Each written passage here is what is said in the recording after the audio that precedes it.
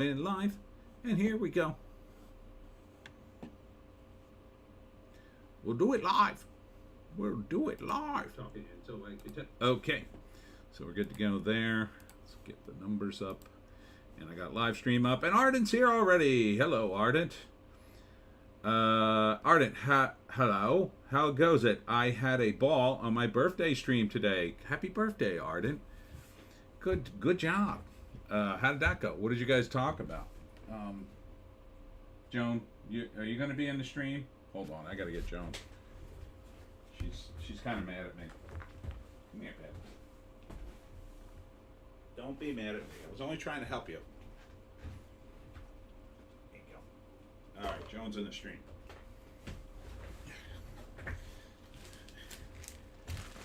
F's in the chat for little Joan having a tough day. Here, I'm going to give you a treat, Joan. Bonus treat for no reason. You're having a rough day. There you go. There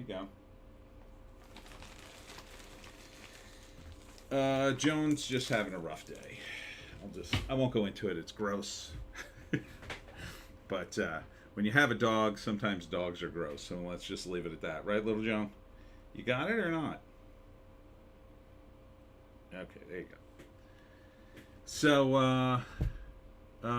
yeah, dogs are gross.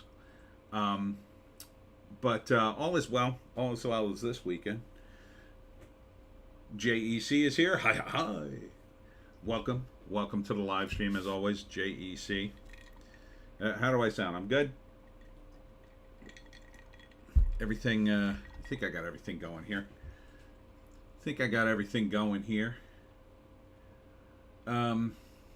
So yeah, it was a great weekend for me. Let's see. What did I do? That was last weekend. This weekend was the Pinelands Library. Ardent. I did a Newfoundland news story about the decline of volunteering for no reason whatsoever to do with China. Did a BBC Pigden story and just had a yarn with chat. Sound is 5x5. Thank you. Oh, that sounds nice, Arden. That sounds nice. Let's see. I hung out with my nephew on Friday a little bit, which was nice. And I also, what did I do on Wednesday? I did something on Wednesday. I forget what.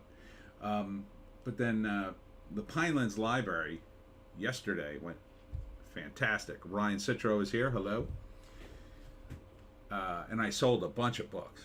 So that was nice. And they paid me for going there. Sometimes the libraries pay me. And next week, I'm so psyched because I'm doing stuff on Tuesday, Wednesday, Thursday, Saturday, and Sunday. It's going to be nuts.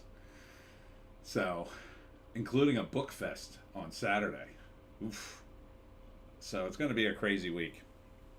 Crazy week coming up. So I'm trying to rest up. So I'm already a little bit ahead. I ordered more books already.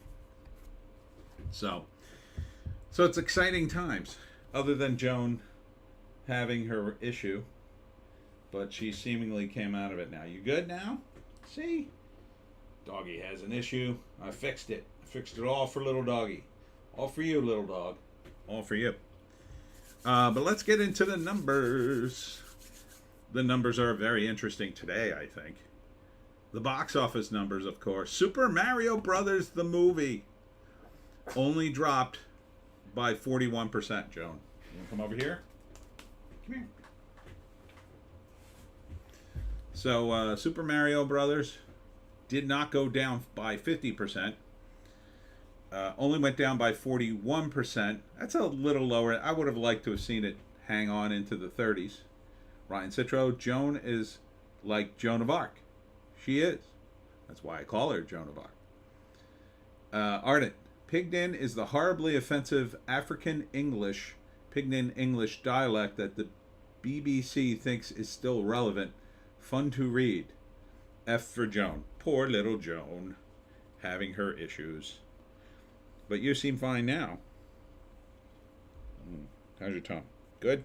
There you go. So yeah, Super Mario Brothers made 87 million this weekend. Pretty good. For now at 347 million domestic. Internationally, the total is 677. So that's pretty good. I think we're well on our way to the billion benchmark. This movie has not opened in Japan or South Korea yet. And I think those will be two big countries for this movie. Obviously, Japan. I think in Japan, this will be a monster movie, a monster hit. And I checked to see what the box office was like in Japan. The biggest movie is some animated movie. I think it's Demon Slayer at 40 billion yen, which I think is roughly, I think that's about $400 million. But Top Gun Maverick did 13 billion yen or so. And that's about 98 million. I think this movie could do that just in Japan. So you figure 100 million from Japan, possibly 100 million from South Korea. I didn't check South Korea, but I think South Korea has more people in it, doesn't it? I don't know. Somebody checked it. But something close. So between those two countries, I think you're looking at almost another 200 million just from them. That'll put you at 877, and the rest of the market will easily do another 120. So I think this cruises to $1 billion, right, Joan? Right, Joan? All right, I'll put you on the ground. There you go. She's looking down like, let me go. I have important dog things to do. Here, sit on the cushion there. So yeah, good on this movie. I didn't see it. I can wait for this movie. It looks fine. I mean, if my friends wanted to go see it, I'd go see it with them. My friends and I are too old for this movie. None of my friends. I would be the only candidate to go, ooh, let's go see the Mario Brothers movie. And they would be the ones that would be reluctantly dragged along to humor me. And they ain't coming for this movie. They're all too old. Maybe they take their kids or their grandkids at this point.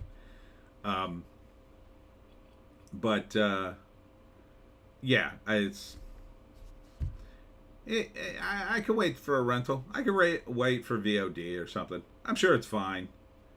You know, I like Chris Pratt. I like Charlie Day. I don't like Seth Rogen anymore, but I mean, maybe he's tolerable in that. Number 2 is The Pope's Exorcist. I kind of want to see this movie. So it just dropped. It's at 9.1 million. It's not a big showing, but internationally it did 27 million. Ain't bad. But I think the rest of the world's a little more religious. I think this movie will do gangbusters in South America if they even play it there. Let's see. What's the box office? Yeah, Mexico. Yeah, Mexico, Spain, Brazil. There you go. Where all the Catholics are. They're loving it.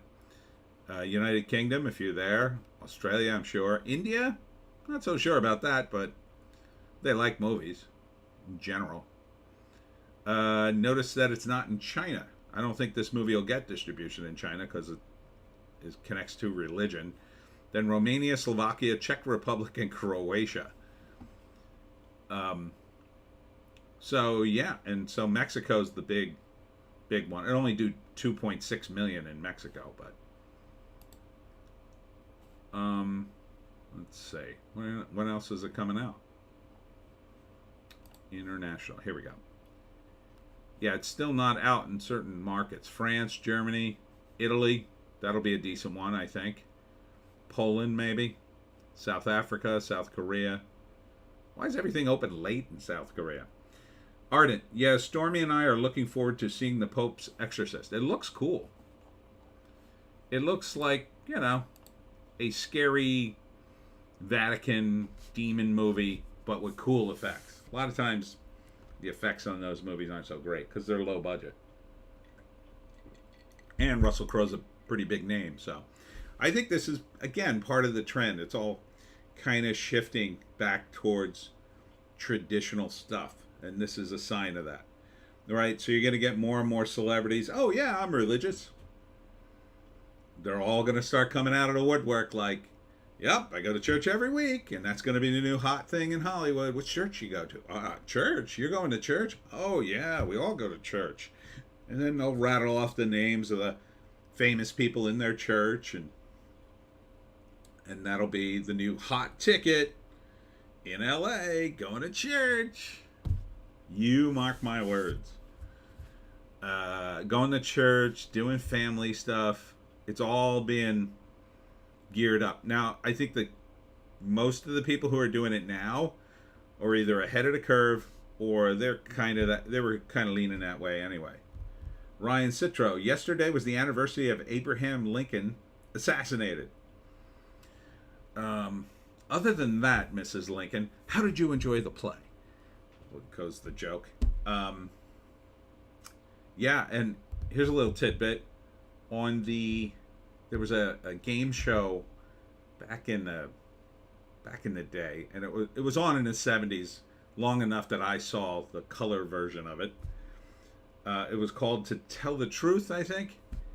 And the idea was the guest would come on and they would ask them questions. You try to figure out who they were and what they were known for. One of the people, it was a really old guy, but he had been present for the Lincoln assassination. So this was like in the 1950s, really old television. But he was a little kid. Like his parents took him to the play, and he witnessed Lincoln's assassination. So it was kind of neat. Ardent, Hollywood Baptists, FML. Yeah, it's gonna happen. I don't know what you said, Ryan. It got retracted. Ardent, To Tell the Truth was good. It wasn't bad. I could see them bringing that show back. It's kind of like The Masked Singer without the nonsense. It's a more intellectual version where people ask questions like they're trying to figure stuff out, as opposed to The Masked Singer, which is just the dumbest show I've ever seen. And the most pathetic thing was to see Dee Snider on The Masked Singer. Like, Rudy Giuliani being on it was dumb enough, but at least, like, he's not an entertainer. So, it definitely threw those judges for a loop. But Dee Snider, like the guy who was supposedly in rock and roll, it just felt cringe, man. I mean, even Kiss, I don't think would have done that. Ardent, what was the Groucho Marx? What was the one Groucho Marx did? You bet your wife, you bet your life. Although that show, that sounds interesting. You bet your wife. Well, you bet your wife. So, sorry, no more wife. You've lost. Oh, I've won a wife? Yeah. Yeah, no, you bet your life. And he would ask people questions. It was just an excuse for Groucho to really riff. The show, I don't know if the show made sense. I mean, he asked questions, and I guess there were definitive answers, but there was a lot of banter. You bet your wife. Oh, yeah, I'm going to lose this game. Did you lose on purpose? No, I'm out of here. Nope, sorry, I lost you, honey. I think it could work. I think it could work.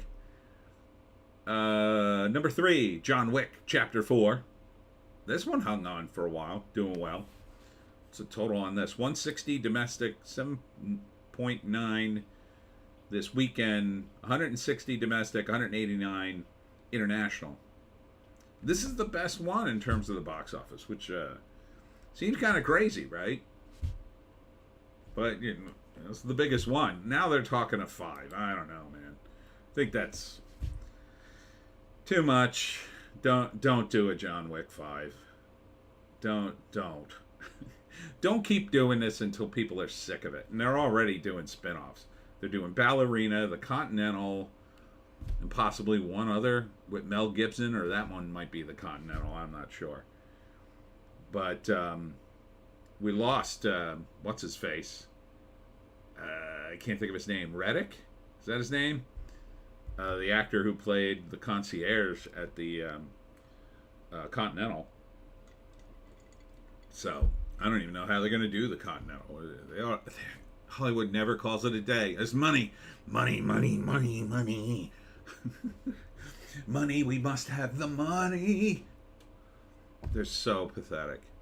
I mean, just being in LA, talking to people about movies, people who were like barely in the business would talk about money like it was the end all be all of every second of your existence. It was just so tiring sometimes. Everybody was scrambling for money. Everybody. It doesn't matter. Everybody's so desperate in Hollywood. Everybody's nice to you and asks everything about you in order, God forbid, you get, you know, the studio gods look down upon you and rain money down on you. There'll be a million people around you. Suddenly there, oh, remember when we talked? That's the way it goes out there. It's just, it's sickening. It sickens me to no end. Ardent, Hollywood slaps vein. Y'all got any more of that money? It's exactly what it is. Exactly what it is. Flash Kids just did a cartoon today about the Mario Brothers that was very Hollywood.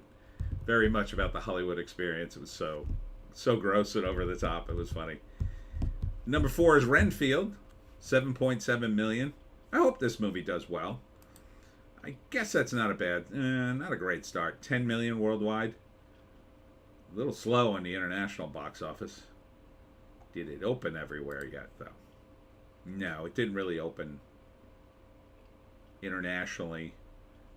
Very many places, it seems. Doesn't appear to be going to China.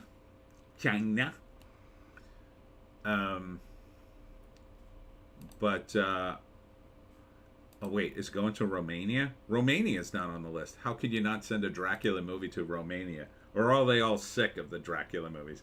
Do you just go to the Romanian distribution? Hey, we got a Dracula movie, and they just go, no.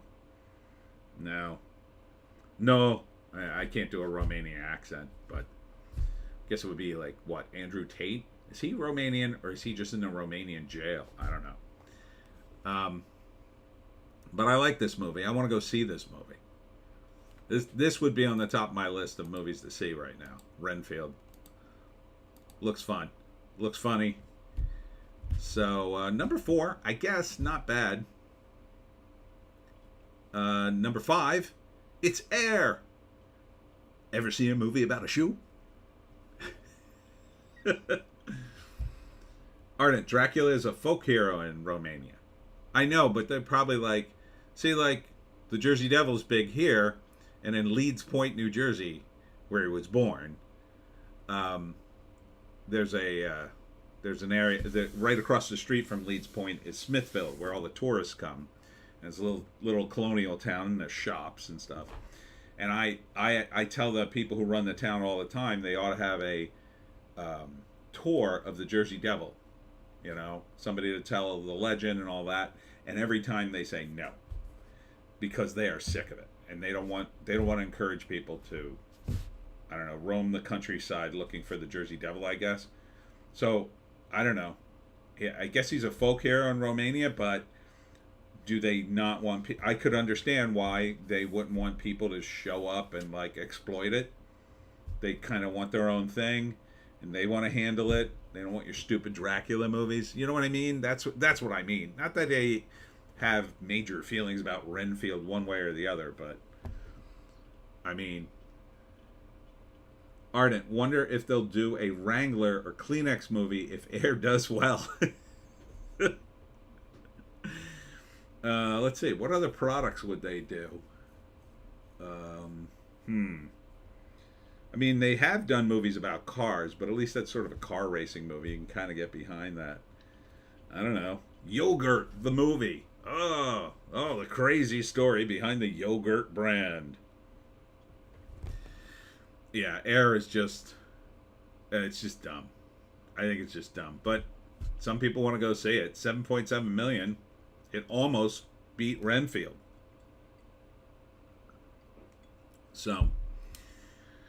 How much is that doing? It's done 33 million and 54 million worldwide. So is that money? I don't know, man. There's a lot of big names in this movie. I mean, it's a lot of office stuff. There is a kind of a period piece vibe to it because I guess it's I guess that's the 90s, late 80s, early 90s. So they gotta get old clothes. I don't know. That doesn't seem like a huge budget, but with all the advertising, but maybe the licensing, I don't know. 54 million could be money if they organized it right. But Ardent, I'd actually go see an Aunt Jemima biopic. Yeah, but like all those, I don't know if you're serious, but but like that would be a cool documentary, right? Like a half-hour documentary on like some show on A&E, like the products we all love, and today Aunt Jemima, tomorrow Kleenex, whatever. They do those shows, but it's not a movie. Nikki D just got in. Tell me about the pizza pillow. Okay, it's a pillow that looks like a pizza, and I invented it. So if you sleep better on pizza, oh, do I have the product for you? Now there's your movie, Pizza Pillow, the movie. I actually did invent a pizza pillow. I took pictures of pizza and I put it on a pillow. So you could order one if you'd like. It's at Redbubble. Ardent, I'm actually kind of serious. She was actually a really interesting person. Yeah, I've read the Wikipedia entry. It would be a really tight, good documentary. Half hour, I'd say. Maybe an hour with commercials. But a 2-hour movie? I don't know. That seems like a lot. Uncle Ben, the movie. Nikki D, I might get one. And you might have a great night's sleep dreaming of pepperoni. That's my Mike Lindell thing at the Pizza Pillow. For a while I was tweeting at him like, I've invented the Pizza Pillow, Mike. Will you give me $1 million to help develop it? Imagine he contacted me and like, oh, the pizza pillow, it's a brilliant idea. I wanna give you $1 million. Like, yes, it'd be fantastic. Ardent, dramatized to 90? I don't know, man. Aunt Jemima, I guess. I mean, to me, it's just a real stretch because like there's not a lot at stake, and you know the ending. Any historical pick is like that, unless it's like an obscure historical figure where something absolutely crazy happened to him, like Reverend, right? The Leonardo DiCaprio movie. Read the Wikipedia entry there. And first off, they changed it, and they shouldn't have changed it. I think they should have went with the original story. I think that would have been the best, the absolute best. But there's also this movie they did. I can't remember the country. It's a Slavic country where they had this hero, and he lost an eye during a battle. This is in medieval times. And then he loses the other eye, but he continued to lead troops in the battle, blind. And he's considered that country's national hero. I want to say like Croatia. It was a country like that. I can't remember what the movie was or the country, but like that to me is like, ooh, I want to see that movie because I don't know that history. You know, another movie about George Washington, maybe, but I know that history. Although these days nobody knows that history in America even, so maybe we need those movies again. But I think there's also a way, like, you know, with my book, The Pineys, I take historical stuff and folktale stuff and mix it all together and tell it in such a way that I feel is interesting and entertaining. And then you can read that and then go, oh, what was this really all about? And then Google it and find out the real story. And that to me is another way to draw people into like historical stuff without having to make them sit through just the event. And then if you're going to change them and then present them as real, I'm not interested. Ryan Citro, I know that history too, Tony. Of the pizza pillow or George Washington? Nikki D, have you got any super chats yet? Not today, Nikki D. Not today. But I have gotten a couple. Well, I think the last one I got was like over a week ago. So feel free to buy Joan some treats, as we say.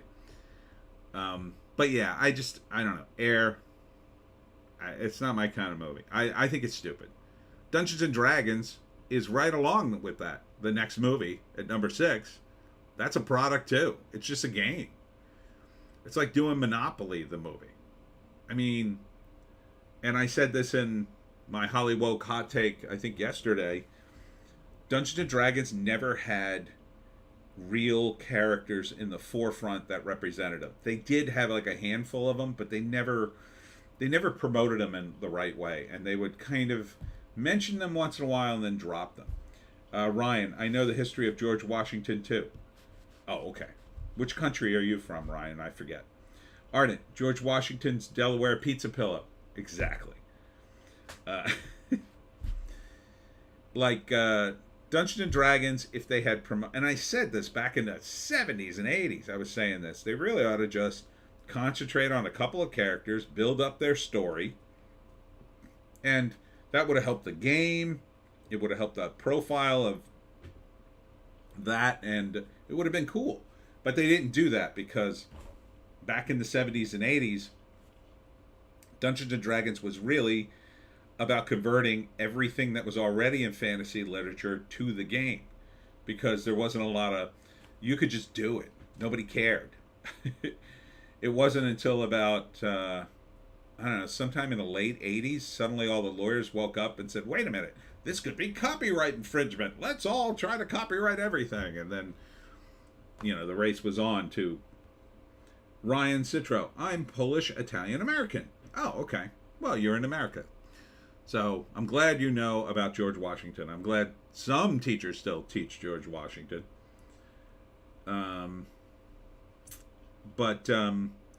Yeah, so they never really developed characters on their own in Dungeons and Dragons. Other people did. I did. I did the fantasy comic called The Travelers for years at Kendra. Oh, Nikki D sends me $50. What? Thank you, Nikki D. Nikki D says, in the end, I don't think I'm going to buy a pillow, so here. Oh, all right. Well, I'm sure you'll get a good night's sleep anyway. Maybe just put a regular pizza under your pillow and it'll be fine. Same kind of thing.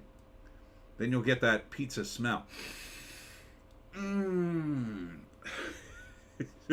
then the next day you'll wash off all the cheese from underneath the other side. Ardent, LOL. So yeah, like Dungeons and Dragons might as well be the game of life or Monopoly or a Ouija board. It's nothing. There's nothing to it. It's an IP, and kind of an empty one. They're instead of having a handful of characters that people associate Dungeons and Dragons with, they have literally thousands of them that nobody knows, that they've mentioned once or twice in their books and then forgotten about them.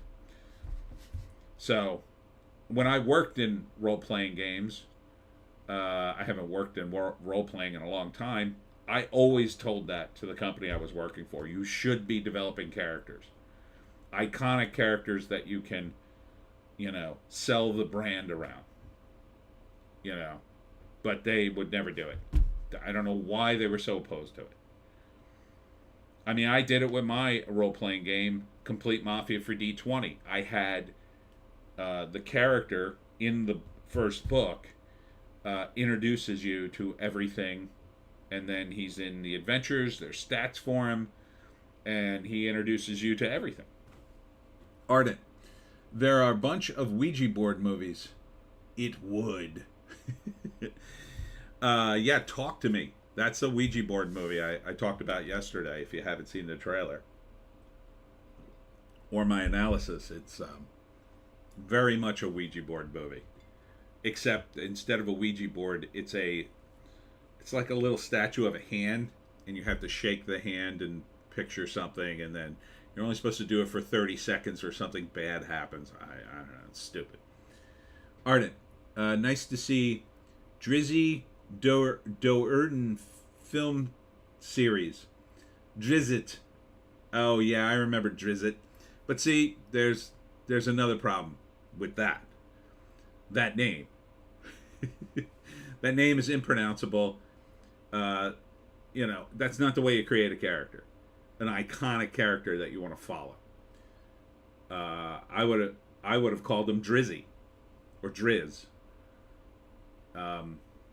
Doerden. Or Duke Driz or something like that. I don't think he had a royal title. I don't remember, but I mean, again, they had characters. I don't remember if he was popular or not. I remember his name because of all the Z's, but that's about it. Ardent, LOL fair. Yeah, for iconic characters like King Arthur, that's a good name. Now, granted, it's all, goes back into history, but it's a good, solid name. King Arthur, Sir Lancelot. They got good cadence. Strider, Bilbo, Frodo. Great cadence on those names. Ardent, Jarlaxy. Almost. But even you look at Star Wars, Jar Jar Binks. As much as I hate Jar Jar Binks, at least the name's good. I mean, that's a name people can pronounce. Jar Jar Binks. It's memorable. Luke Skywalker. Memorable. Rey, I don't know what the hell her last name was supposed to be. She's really a Palpatine. And then she becomes a Skywalker somehow. It's don't get me started on Star Wars. Don't get me started on Star Wars. Well, let's talk about Star Wars. So the big rumors this week. Ardent, Chewbacca. Yeah. It's a good name. Chewbacca. Chewbacca is a Wookiee. So Star Wars, this week, Doomcock had a ton of rumors. So he's got a guy he interviews who's an insider, a screenwriter, who worked in Disney. And that guy has a contact, too, in the industry who's got the inside track. Codename Sparrow. And so there was a lot of talk about what's the deal with these new Star Wars movies. Now, according to Sparrow, the deal is that Kathleen Kennedy is trying to force Bob Iger to produce these 3 new movies by announcing them. Nikki D. Star Wars sucks so bad, millions of hours have been viewed of people just ripping on it. Me included. I believe it. I believe it. Ardent, same, Nikki. Yeah, it's dead. Star Wars is dead. Now, I was out after Lucas made the first prequel, The Phantom Menace. I was like, done. Because I think he ruined it there. Now, it's definitely dead. I mean, you have to be brain dead to keep going back to that, I think. But fans will be fans. For all the fans that complain about everything and never seem to be happy, there's a contingent of fans who are the exact opposite. They will defend it to the end. Nikki D, it all started with Plinkett and it just exploded from there. Well, I contend Lucas ruined it when he introduced midichlorians. That ruined it. Because he went from something called the Force, which was this mystical, universal thing that could never be explained. And then it was like, oh, well, here's the explanation. It was midichlorians the whole time. Like, why would you do that? They had all this technology, all this droids, the Death Star, and spaceships, all these things. But in the end, Luke had to believe in himself and believe in the Force to win the day. That transcend all the sci-fi gobbledygook. And that's what was great about it, that first movie. So great. When he did that, I was just disgusted. Nikki D, it's a whole industry now. It's probably bigger than the actual IP now. Aurelius is here. Welcome. I became a big fan of the old expanded universe when I was in college. I loved the universe's infinite potential as a space fantasy setting. Yeah. Yeah, and that's the other thing with the stuff that Disney kept spinning off. It was all the same stuff on the same planet, the same people. And it was just terrible. It was all just terrible, in my view. I mean, at least you could argue that Lucas was the creator, so, you know, his prequels, I mean, you can argue they have some merit, I guess. I didn't like them. I was just out. But, you know, and he tried his best to sort of keep a continuity. And I'll tell you one thing that went right off the rails on the continuity, if you ever get a copy of any of them, is the Marvel Comics Star Wars comic. Right after the first movie came out, I guess it was Marvel licensed Star Wars and started making comics, but they weren't canon. So they were just doing adventures, you know, just comic book adventures in the 70s. With Luke, Han, Chewbacca, it was exactly what you'd expect. Like, exactly what you wanted in sequels. Just them going, pew, pew, pew, you know, saving princesses and saving planets and meeting aliens and doing cool stuff. Exactly the way it should have, in my view, rolled out. But it wasn't canon, and eventually Lucas disowned that as a continuity. And then the license ran out, and that was it. But if you ever see the Marvel Star Wars comics back in the 70s, they were awesome. Ardent, lightsabers were only usable by Force users in the old lore because reasons. I did not know that. Nikki, can you do a music review of Clown Core Van? Just check it out. I don't really review music, but I guess I could take a look. Aurelius, the EU had ups and downs, but there was plenty for nerds to enjoy, and it made some sense. The Disney stuff is just too random and ego-driven. Yeah, well, that's partly Hollywood, but yeah. The expanded universe, the EU. At first I thought the European Union? How's he going to tie this into Star Wars? Right, the expanded universe. Yeah, and at least it had writers and creative people. You could pick and choose the best stuff out of it. You not have to do every single second of it. Although Star Wars is such a massive franchise and people wanted stuff, why would you go bother to write new stuff with idiot Zoomers and millennials who can't write? I forget what age the Zoomers are. They're old enough to write stuff, right? They're in their 20s now, I think. I don't know. But the idiots in Hollywood, they can't write anymore. There's almost nobody left that can write a damn thing. And then a handful of them that can, most of them have gone woke. I mean, look at Neil Gaiman. I don't know what's happened to that guy. I really don't.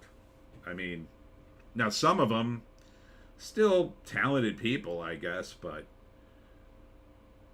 you know, it's not going to take much for a company like Disney to go to a woke idiot and say, "Oh, we want you to do more woke stuff," and they'll go, "Okay, sure, everybody likes that." But even if you took out all the woke stuff in Star Wars as it stands now, although that's a major, major part of why it's so awful, you know, it just, I mean, doing an Obi-Wan prequel, I mean, oh, he sits on the planet and watches over Luke for 20 years. Like, what? That wasn't the way the character rolled out. That wasn't the way Obi-Wan... You know, it was more random than that. He wasn't supposed to be there. I don't think. That's not the vibe you get from the first movie. The vibe you get is just like, he ended up there. You know? So, Ardent, Gaiman was destined to go woke. It's in the name. He's a nice guy. I met him once. I feel bad after reading about his divorce, though. That's so awful. But yeah, Star Wars is dead, in my view. It should all be packed away for 20, 30, 40 years, and then maybe you could bring it out and reboot the whole thing and start over with the original movie, maybe. But Disney, the rumor is Disney's going to sell the damn thing. Aurelius, I was indeed talking about the European Union. Germany may be building a clone army as we speak. You never know. Macron might execute Order 66 10 years from now. Yeah, so all the Star Wars stuff. Anyhow, so Doomcock's guy, who had Sparrow as a contact, said that Iger brought Kathleen Kennedy into the office and read her the riot act, told her she's on her way out. In response, Kathleen Kennedy announced these movies.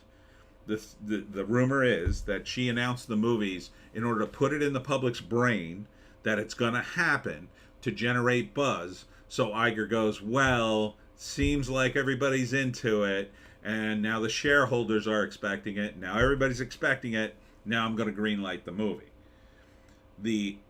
Then Doomcock came out and said, I don't think that's the case. Or I think that may be the case, but I don't think Iger's going to bend on this. So the question is, when are we going to get the pushback? And Doomcock's evidence for that is that the trades are going after Kathleen Kennedy and the Ray movies, saying this isn't a good idea. And that, he thinks, is the result of Iger saying to the trades, tear this woman apart.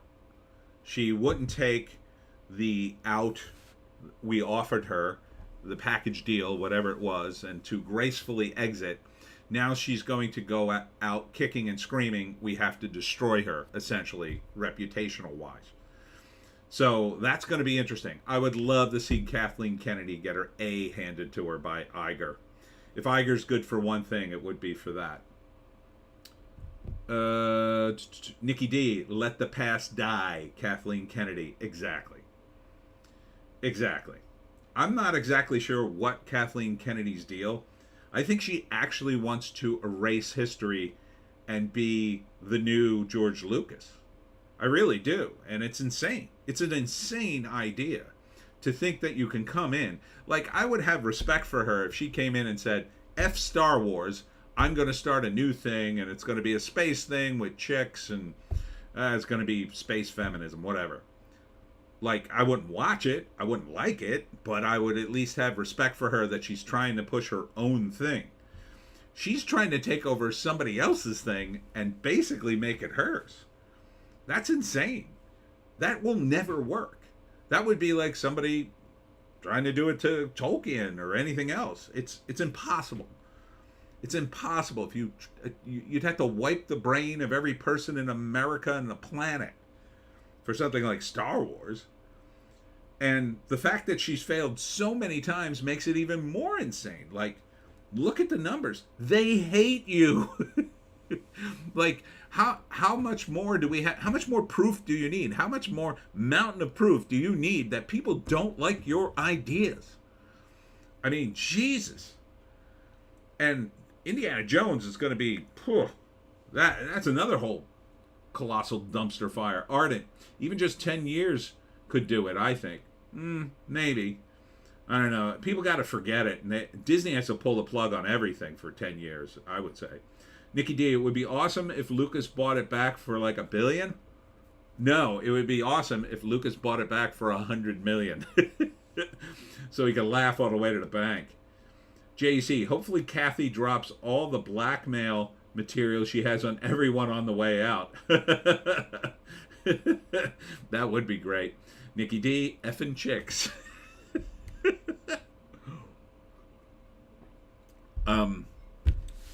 I think this goes way beyond men and women. I think it's really Kathleen Kennedy. I mean, I wrote Hollywoke, another novel, and part of that is like a parody of Kathleen Kennedy, a character who's like her and in a studio situation doing all this crazy stuff. But I never imagined she would take it this far. At some point, I thought she would just go, okay, and take her money and leave. Like, that's the other thing, too. How much money do you need? I can't even imagine the amount of money these people have. Kathleen Kennedy has to be worth. All right, let's check it.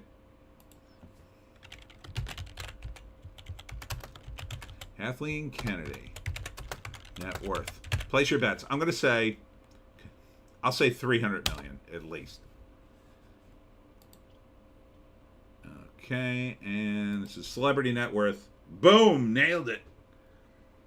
300 million. Now, celebrity net worth is, I think, wrong on a lot of ways, but I mean, even if that's off, let's say it's off by 100 million, she's only worth 200 million.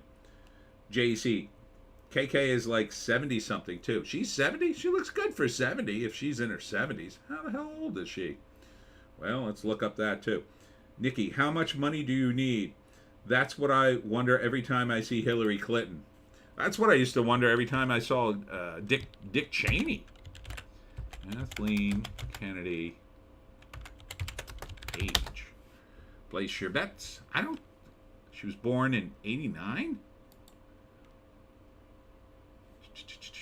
No, 53. 53, that makes her 47 plus 23. Oh my God, she is 70. Whew, you got it right on the nose. Yeah, 70. Huh, she looks great for 70. I'll give her that. Never would have guessed 70. I would have guessed late 50s or 60s. Jesus. Those California girls, they know how to keep nice looking. Aurelius. I think KK's rise to power and dark reign is part of a greater structural problem with the industry. It's an environment where people like her prosper and there's no great works of fiction. Ardent, confirming 70s. Aurelius, I suspect she's had a lot of surgeries. I've seen her in interviews. Her face can barely move. Still, though, I don't know. She seems... I would never guess 70. I guess I mean, they do have the good surgeons out in LA, so.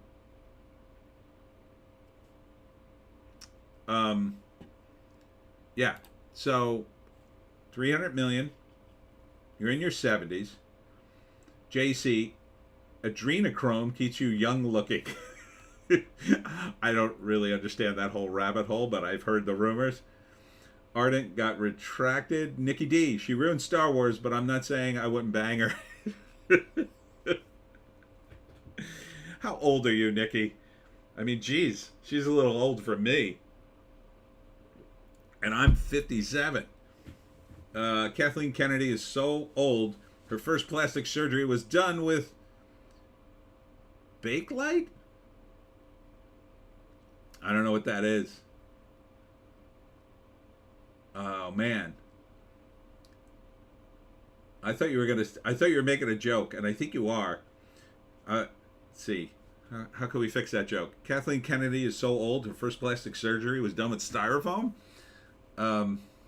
Nikki, you're 44? 44, huh? You like them a little old. You like them a little seasoned, I'll say. JC, you could possibly hate her who doesn't need a sugar mama. I don't know, man. That seems like a high price to pay. What if she made you put on like a Star Wars costume? I don't know. No thanks. Nah. Yeah, so the question is Iger going to cave and say, oh, I'm going to spend millions of dollars trouting out these movies that she's AstroTurf, or is he going to go to war with her? So Doomcock seems to believe that he'll go to war with her and just destroy it all. So Nikki D, Anna Kasparian is my hate crush. I think she's okay. I mean, in terms of looks, she's all right. She's cute. But I tell you, Anna Kasparian recently spouting, sounds like she's slowly eating that red pill. So maybe she'll jump ship from the Young Turks. I don't know. Ardent, Bakelite was one of the oldest polymers. It used to be what the old wall phones were made of. Oh, okay. So now your joke totally works. It's just that my willful ignorance of plastics ruined it. Arden says to Nikki Kasparian, why not Sarkeesian? Oof. No, I think that's a bridge too far. Anna, at least, I think, I think she could go totally red pill one day. Maybe, even if it's only just a career move at this point. But every once in a while, she says something totally red pilled, and I think, is she going to jump ship? Because it sounds like she really should. Imagine that. Imagine her jumping ship and turning on Cenk Uygur. Oh my God. How great would that be? Ardent niche joke. JC, Anna doesn't have $300 million though. That's okay. She's got more money than me. Nikki D, damn it, Tony. Now I got to go find the meme of Anna getting fed a red pill. I'm telling you, every once in a while. So it seems to be this interstudio war going on between Iger and Kathleen Kennedy, that Kathleen Kennedy has, I don't think, any chance of winning. And then the additional rumor is that Iger is going to sell off Lucasfilms, which may mean he's selling off Star Wars? So maybe he is going to sell it back to George Lucas, but I don't think Lucas would pay the full ride. Maybe they made enough money. Maybe they already made their $1 billion back, and now they want to get rid of it because they've ruined the IP, and it's just dragging everything down. And this will be a way, because they have to cut. Iger has promised to cut $5.5 billion out of their budget. So this could be a way to offset the rest. So he cuts, let's say, $3.5 billion out of the budget by firing people and closing down facilities. Then he sells Star Wars back to Lucas for $1 billion, thereby getting rid of Star Wars, acquiring $1 billion, so eliminating overhead and acquiring $1 billion, which he then puts towards the money they need to cut. Ardent, I hope Iger sells Lucasfilms to Favreau. Favreau doesn't have that kind of money, I don't think. And Doomcock's videos today was about Favreau. He thinks Favreau has lost it. I think Favreau just, look, when you're in the Hollywood system like he is, he's an upper echelon. You can't just pitch your ideas and hope the executives pick the best one. They're idiots. They don't pick the best anything. They pick the one they think is going to make them the most money. So, and again, it's a desperate business full of desperate people just trying to do what everybody thinks will be popular 10 years down the road. They have no idea what they're doing. Remember, the number one rule in Hollywood, as William Goldman said in many of his books, nobody knows anything. They don't know what they're doing. They're just desperately jumping from one trend to the next, hoping something hits. Hoping something gets popular and they can make millions of dollars and then say, oh, see, I put nipples on the Batman costume. Iger is definitely not going to sell it to Favreau. If maybe he would sell Lucasfilms without Star Wars somehow. I don't know what that would even include. Maybe they'll do some piecemeal deal like Amazon did, where they bought the Index for Lord of the Rings for some insane reason, and they'll only own part of Star Wars. That would be a dumb move too. If you're gonna sell Star Wars, Disney, I say sell the whole thing. Get out of the business. Don't sell off part of it, and then we're gonna have the situation like we've got with Marvel, where they can't do a Hulk movie, or they can't do a Spider-Man movie without paying somebody. They can't use Namor. You're just going to complicate things and make it impossible for anybody to do the most common sense thing. The most common sense thing would be to fix Star Wars and go back to high-flying adventure in science fiction world, but that ain't going to happen.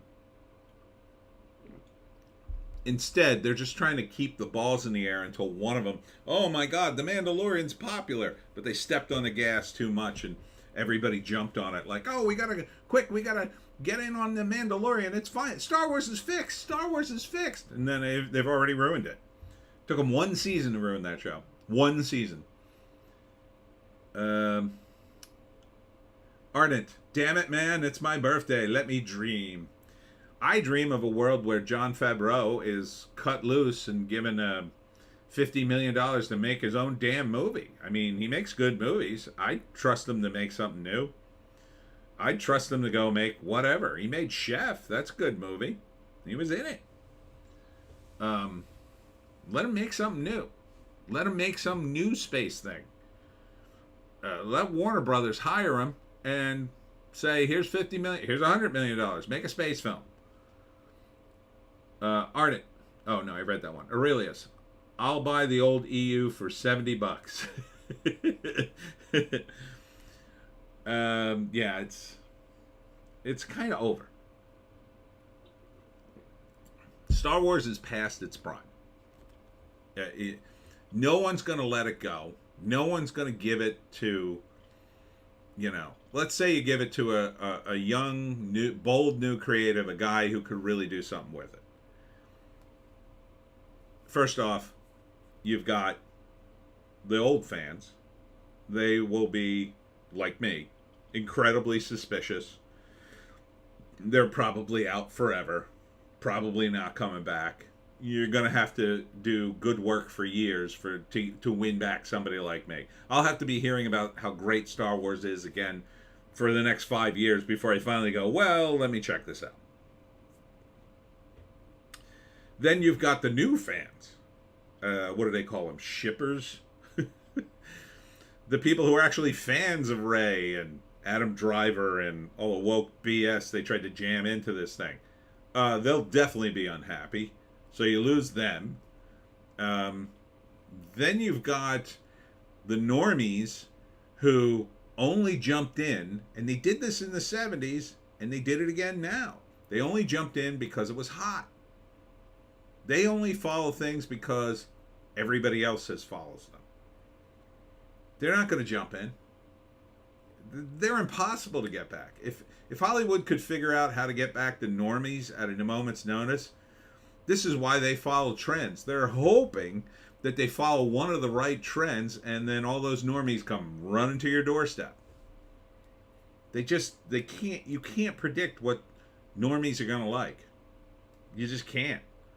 Yeah, I mean, to some extent you can kind of guide them, like Star Wars. I mean, it wasn't totally a bad bet, but, they've done stuff that has just completely flopped. I mean, how many times have they relaunched Tarzan? Sometimes it works. Sometimes it doesn't. There are plenty of things with fan bases that just don't work. With Star Wars, thanks to George Lucas mainly, they had an amazing amount of cred. And because of his cred, because he was still alive and still working on the project for many, many years, Disney bought that cred. And that was a good purchase. But they ruined it. They've destroyed all the cred. You can never get that back. You can mitigate some of the damage, and maybe Favreau and Filoni could mitigate some of it, but you'll never get it back. Nobody will ever fully trust a Star Wars movie again. Ardent, GTG early. Have a good night. Oh, hope I didn't depress you about talking about Star Wars. Good night, Ardent. All right.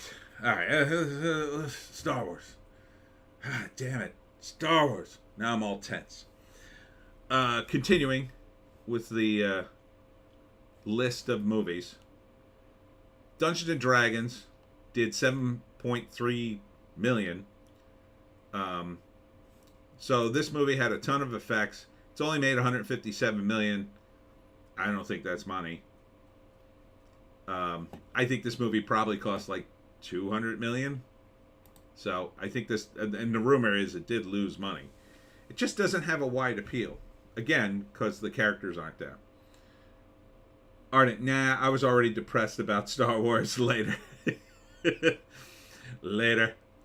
Number 7 is Suzume, which premiered at 5 million. Oh, look at this. What the hell is this thing? Oh my god, it's done an insane amount of money overseas. It's done 261 million overall. This looks like, is this a Japanese anime? Oh yeah, it looks like to be anime. Okay. So some anime deal has made it to America yet again because Hollywood sucks so much. It's just better to put foreign movies into the theaters at this point. Look how many theaters it's in. 2,170 theaters. That's not a small amount of theaters. Mafia Mama premiered finally from Bleecker Street. Did 2 million. Suzume did 5 million. This did 2 million. It's an okay pitch. This is a story I did in my comics a bunch of times because you know me, I'm a mafia guy. Not that the mafia exists. So Mafia Mama is about a woman who's related to some mafia kingpin who dies, and she inherits his family, essentially, which is the exact plot of one of my comics, The Fix. Fix's girlfriend, she had a relative who was a mafia don, and he was dying, so she made him cookies, and on his deathbed he left her in charge because he was losing his mind, and he read the thank you tag from his niece and made her the mafia don. So it's kind of a similar thing. It's a comedy. I as a serious movie, I don't know, maybe. I mean, it looked okay. It's supposed to be a comedy though, so 2 million worldwide, not doing great, but it's Bleecker Street, so they don't generally do big numbers anyway. A lot of their stuff goes direct to VOD and video, as they say. Scream 6 at number 9, 1.4 million, still making money. Still in 1,200 theaters. 166 million. I guess this is money. I don't know. Seems low for Scream, but I guess it didn't cost them that much money. Number 10, Nefarious. Now, everybody in my comments keeps talking about this movie. Breitbart is talking about this movie. A few other articles. However, the makers of the movie, I assume, sponsored Breitbart because some of the articles on Breitbart were sponsored. And I'm not knocking it for that, but I'm getting the vibe that a lot of people do like it, at least in my comments. I don't think I hated it, but I wasn't particularly enamored with the trailer. It looks fine. It looks scary. I mean, I'm warming up to the idea of seeing it. 1.3 million. Not a lot, but it is pretty low budget. So it doesn't have, I think if this movie makes 20 million, probably be money. Sweetwater premiered $350,000. Appears to be a sports movie. Oh yeah, I think I know. All right, so yeah, that's the last name of the guy. It's about a basketball player. Okay. Champions still in theaters. What week is this? JEC. I watched an interview with the director. The director did with Bounding into Podcast. Looks like it's set in a single room. Oh, Nefarious is? I remember seeing other scenes other than the same room, but there was heavy emphasis on a particular room. So, okay. Interesting. Yeah, this Champions was the Bad News Bears. 18 million. That, I don't think that's money. For Woody Harrelson and Caitlin Olsen, yeah, I don't think that's money. I mean, these days, a low-budget Hollywood movie, I gotta imagine, costs at least $20 million. You know, that's a low-budget Hollywood movie. Beau is Afraid just opened, only in 4 theaters. I don't know. This is a movie about a guy who's crazy over the course of his life, and I'm not so sure. It is Joaquin Phoenix though, so I kind of want to see it, but it feels like a rental. But it is A24. They do crazy, interesting movies. So Puss in Boots still in theaters, still making money. 483 million. That's money, I think. A lot of people say good things about that. How to Blow Up a Pipeline. Now, this is another movie I'm getting flack about in my comment section. And it's not making a lot of money. $338,000. This is the second week. This movie's done. Although it's in more theaters.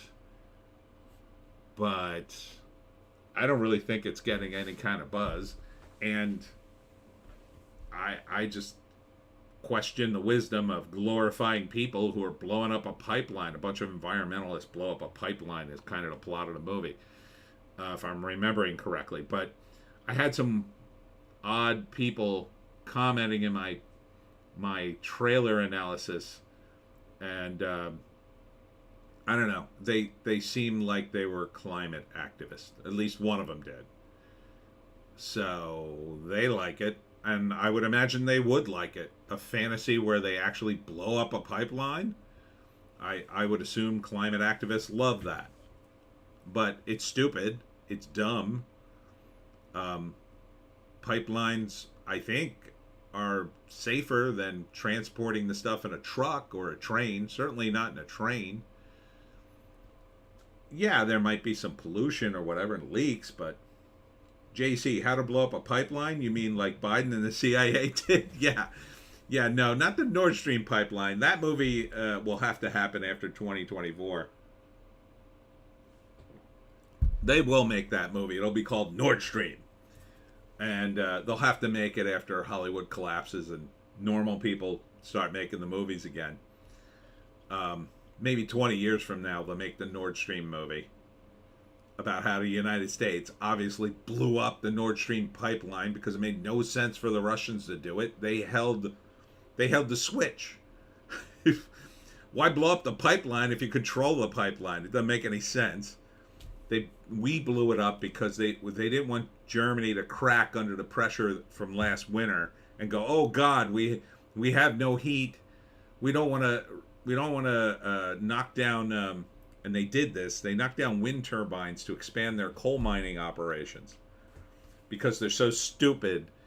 They closed down their nuclear reactors, and now they have to kick up with their coal mining operations to burn coal in order to have enough energy in the damn country. This is how woke-tarded the Germans are. They've completely screwed themselves. But How to Blow Up a Pipeline is like some fantasy movie for climate activists, I say. And it doesn't even look that exciting. So, Avatar, still in 160 theaters with its insane profit. I mean, is it really worth keeping it in for $166,000? I guess. When it made $2.3 billion worldwide? I guess. Showing up, $128,000. Still only in 28 theaters, but this looked like an art house movie. Yeah, it's something I'd take a date to, maybe, but that's about it. Jesus Revolution still in theaters. On its way out, though. Again, another movie the right touted as, oh my God, it's a religious movie. It made $51 million. I mean, that's maybe money. I mean, this was a period piece. It took place in the 70s, so that can be not cost effective shooting it as a movie, but I guess it made money. I mean, Kelsey Grammer seemed to get a lot of attention for it. Cocaine Bear, still in a few theaters. 86 million. Yeah, that movie was low budget. 86 million. Looking at it now, that's probably money. 1001. This urban drama. 3 million. I mean, maybe. If it was super low budget. Kind of doubt it. Wildlife. New movie. $46,000. How many theaters was that? 2. Okay. Ryan Citro. I have to go, Tony DiGerolamo. I have to go shower and then go to sleep. Good night. Good night, Ryan. Thanks for tuning in. What time is it? Oh, it's 8:09. Okay. I thought maybe I was running late here. Ant-Man and the Wasp: Quantumania, of course. They claim this is not money at 466, which I can believe. So 44,000. Why even keep it in theaters at this point? Premiering Sick of Myself.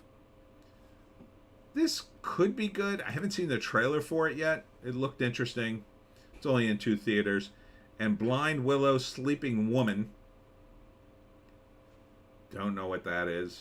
Made $22,000. Oh, it's a foreign film. Hasn't even done well in foreign films, but it's only in 2 theaters. And Violent Night is somehow still in movie theaters. Don't know. Don't know why. Don't know why. All right. So that's the box office. As you can see, a lot of new movies, though, dropped. It'll be interesting to see if Nefarious climbs up next week. If it climbs up a spot or 2, gets in more theaters, that could be a good news for the people who made that movie. People seem to be pushing it. Beau is Afraid could jump up too. Maybe Sick of Myself. I don't know. Most of these others are done. I mean, Dungeons and Dragons is just going to go away. And the word is they lost money. The Pope's Exorcist could hold strong. But Super Mario Brothers will probably be the top movie again next week. John Wick probably will go down. Air, I don't know. That's probably done. All right. Here we go. Mario earns super paper at box office. Ana de Armas opens up about learning English from friends during SNL monologue. Ha ha ha. And then, I don't know if I have it here. Let's see if I got the article. There was an article about... yeah, here it is. They've got a new SNL cast member who's non-binary, everybody. And we all know how hilarious it is to have a non-binary cast member, because that just makes laughing at them that much easier. You know, as they lecture you about child sex changes and trans stuff. Nothing more hilarious. I can't think of anything more hilarious than listening to a trans person or non-binary person or someone with screwed up pronouns tell us all about how terrible we are, right? I mean, I didn't think SNL could get much worse, but here we are at woke comedy. It's absolute disaster. JC, non-binary equals non-funny. Yeah, pretty much. But okay, I guess we got to put up with this virtue signal if you watch network TV still for some reason. I won't go into my normal 2-hour rant about SNL, but continues to circle the drain as far as I'm concerned. But Ana de Armas did something, I don't know. She's hot. I've watched the clip. That's about it. Ari Aster's Beau is Afraid scores biggest indie box office opening of 2023. I just read the money here, not according to this. Beau is Afraid is only in 4 theaters and made $320,000. That's the biggest indie box office for 2023? Seems kind of low. Grossed, yeah, well, they're saying that's the biggest one. Because in New York and Los Angeles. Okay. So I guess because Beau is Afraid is doing well on the coast, and all of us film snobs are saying it, they're saying it's doing big. I don't know. It's Variety. They may just be trying to push this thing. Cannes audience applauds Rachel Weisz after her first scene of Dead Ringers. Okay. Anybody give a crap about what the con audience is applauding at? I doubt it.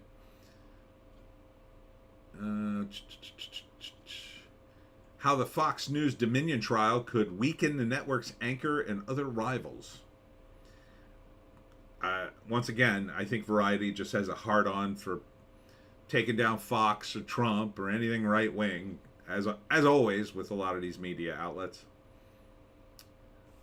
Diversity progresses in still white male-dominated Brazilian production sector, everybody. So don't worry, wokeness is going to South America, to Brazil. Where I'm sure everybody there just can't wait for more woke tartistry.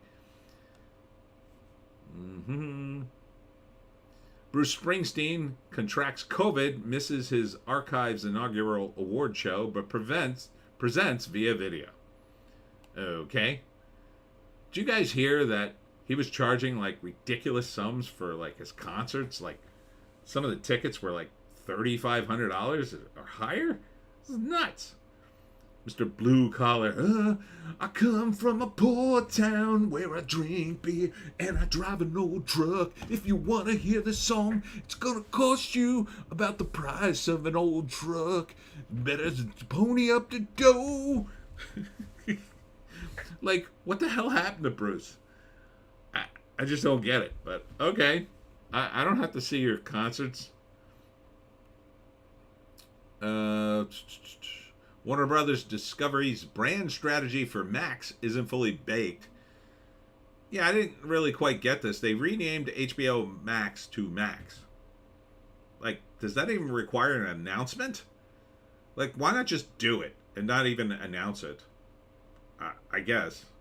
Oh, it's Max now. Okay. Who cares?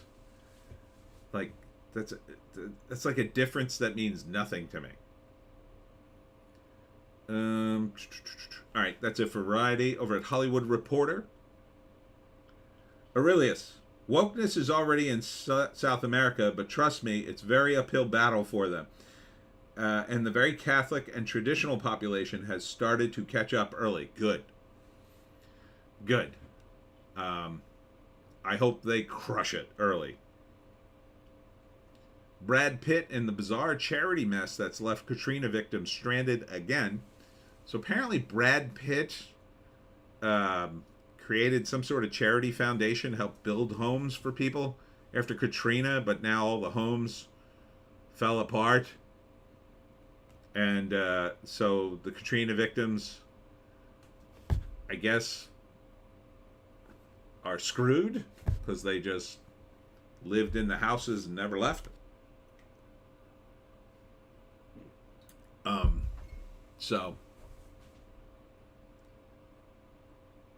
A new global charity called Global Green promised $20.5 million for repairs. The only problem, it never had the money. Well, that doesn't sound good.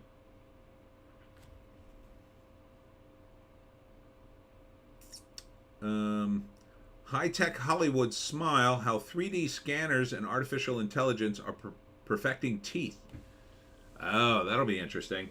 So imagine you watch a movie, right, with some celebrity you like, and in the movie their teeth are great, and then they go on a TV show or get caught in an interview on the street somewhere, and then you notice they have horrible teeth. Right? It'll be because like the movie is correcting teeth. That'll be interesting, right? That'll be very interesting. We see, I don't know, Chris Rock or someone, and like, what the hell's wrong with his teeth? I just saw him in that movie. He looked fine. God, he looks like he has no teeth. He looks like a crack addict. No, Chris Rock, I'm sure he'd be fine. I don't know. It might be easier on actors. They wouldn't have to get all kinds of dental stuff. Maybe. Elijah Wood has concern about the new Lord of the Rings movies plan. Yeah, I do too. Are they going to somehow woke that up? But who knows? I don't even know why they would bother to make a new Lord of the Rings. I mean, they've got a really good trilogy. I mean, it really holds up. What are you going back? Just add Tom Bombadil? I mean, Doesn't make any sense to me. It seems so unnecessary, but there's money. There's money to be made. Pete Davidson plays himself in trailer for raw comedy inspired by his life. So this is called Bupkis, and Edie Falco is in it. I forget who she plays. I think she plays like his agent or something. But Joe Pesci plays his grandfather. And the problem with that is, like, it's also about him being famous. So in the course of the series, he meets other famous people. But Joe Pesci is famous. But he's not playing Joe Pesci. He's playing his grandfather. I think it's a weird casting choice. Am I wrong on that? I think it's weird. Like, if you're going to do a TV show about Hollywood, which is essentially what it's going to be, or satirizing Hollywood or the comedy scene in New York or whatever, you don't want any known actors to play your family members, because you're going to be running into celebrities all the time, especially Pete Davidson's life.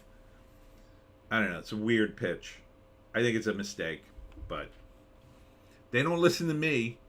They never listen to me. No, that did whatever. Okay, moving on to Deadline. What's going on here? Super Mario Brothers, of course. Accused Howard Gordon, Michael Chiklis, Marley Manton, and Malcolm Jamal Warner on exploring the gray areas of the justice system. Okay. Bruce Springsteen Day proclaimed, but without the star attraction to accept. I guess he was still had COVID, and our governor tyrant Phil Murphy declared Bruce Springsteen Day. Now you know you've jumped the shark when the governor declares a day in your honor. I guess he's just a rich guy now. Isn't it weird how people become the thing they hate? Like, Bruce Springsteen was the blue-collar guy. Like, that was his music. It's like a country guy. Like, I don't know. He goes from wearing cowboy hats and singing about his pickup truck to, like, riding in limos. Some guys do that, too. Bryan Cranston might produce but not star in Your Honor Season 3 if renewed, I guess. Bryan Cranston, I could do without seeing him for a while, I think. Bud Light parent company tries to counter Dylan Mulvaney backlash. Oh, yeah, this was the other thing I wanted to talk about. The whole Bud Light thing, if you guys want to talk about that just briefly. God, what a S show this has been. And Bud Light just won't shut up about it. They don't know what to do. And I've said it. Either they got to lean into this woke stuff hard. Like, yeah, you're a bunch of bigots. Might as well. You might as well just lean into it hard and just flood every gay bar with Bud Light and rainbow bottles and just say, screw it. We've effed up. We've got a new audience now. You might as well, because the old audience ain't coming back. Like, who's going to come back to Bud Light now? And everybody's making fun of them. Oh, man. The jokes online are freaking hilarious. And every time Bud Light, their Twitter feed, tries to say something, people are like right there to go, to make a joke about it. Because it is a joke. So they tweeted TGIF, ? And somebody wrote what TGIF stood for, and it was, oh, God. Can't think of what it was now. That girl female ? Something like that. Or that guy is female ? And stuff like that. So it's just, first off, it's just funny to me reading the comments. And it's going to be funny to a lot of people, and it's turned the brand into a complete joke. You have to understand, this was the manly of manly beers in the 70s and 80s. This is the beer you bought and drank while watching football. It was this or Pabst Blue Ribbon. Maybe Schlitz when that was a thing. These are old men beers. Old man beers. That's all they were. They were never cool.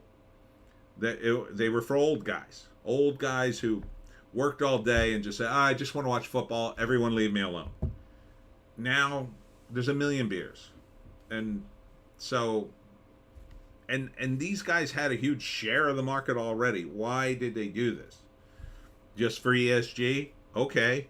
How's that working out? I mean, they've lost $6 billion worth of value, which is nothing to them when you think about it, because they're worth I think their Anheuser-Busch is worth $127 billion. But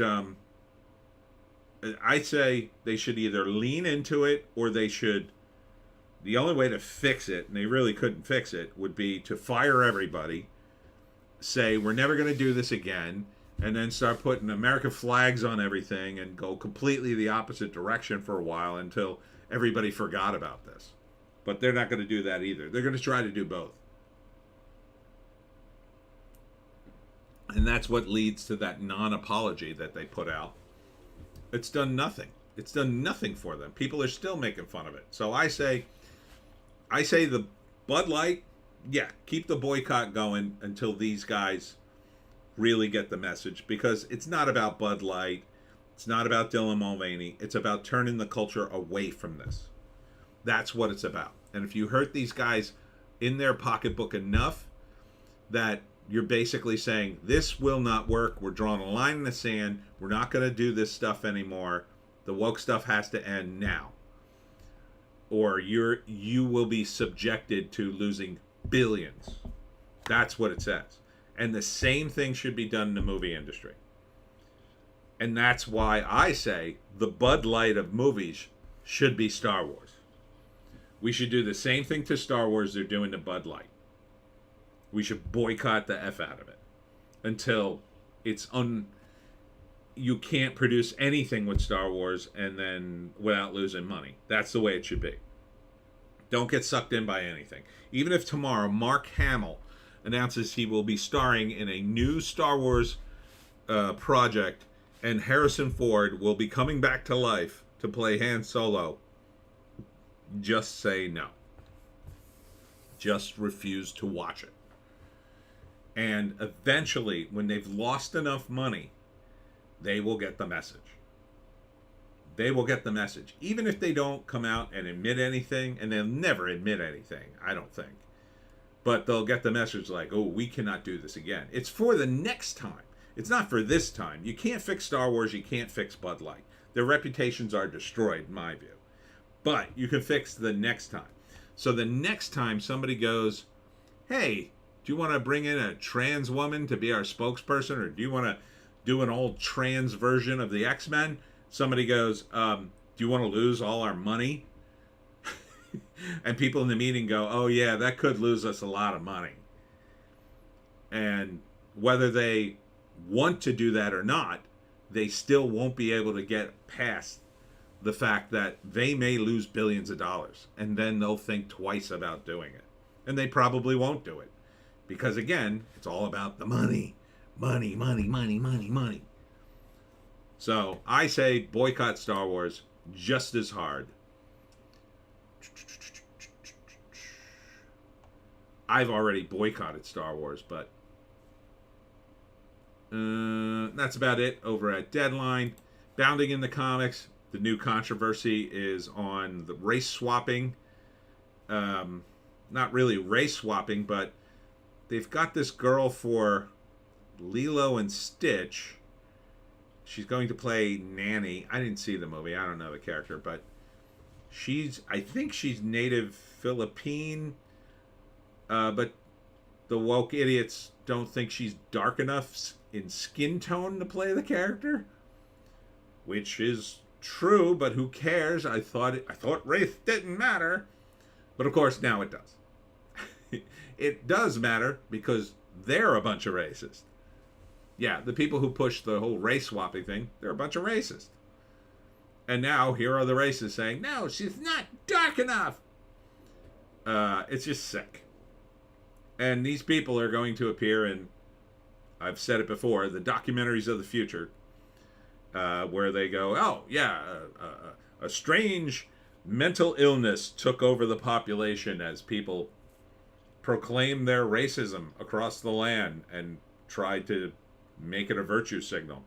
But this is another example of that. And then the Acolyte's Jodie Turner-Smith claims show having a black lead is so groundbreaking, says Star Wars is about make a man's journey, which again makes no sense to me.